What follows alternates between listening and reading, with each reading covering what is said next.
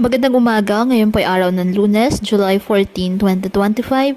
Update po ulit tayo sa lagay ng panahon. Ayon po sa pag-asa sa kasalukuyan, southwest monsoon o habagat ang nakakaapekto sa ating bansa.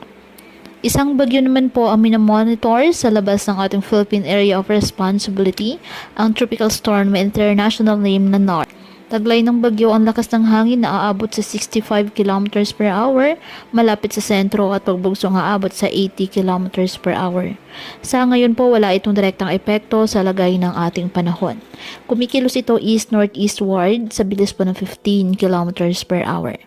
Ngayong araw dulot ng habagat, asahan ang occasional rain sa Palawan, habang asahan naman ang maulap na halangitan na may kalat-kalat na mga pag-ulan at thunderstorms dyan po sa Western Visayas, Negros Island Region, Zamboanga Peninsula, BRMM, Zambales, Bataan, Cavite, Batangas at nalalabing bahagi ng Mimaropa.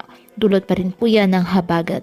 Ang Metro Manila at nalalabing bahagi ng bansa, asahan pa din po ang bagyang maulap hanggang sa maulap na halangitan with isolated rain showers or thunderstorms. Dahil pa rin po yan sa umiiral na habagat. Patuloy po na maging handa sa banta ng mga biglaang pagbaha at pag-uho ng lupa at palaging umantabay sa iba pa nating weather updates at sa updates po ng pag-asa hinggil sa lagay ng panahon.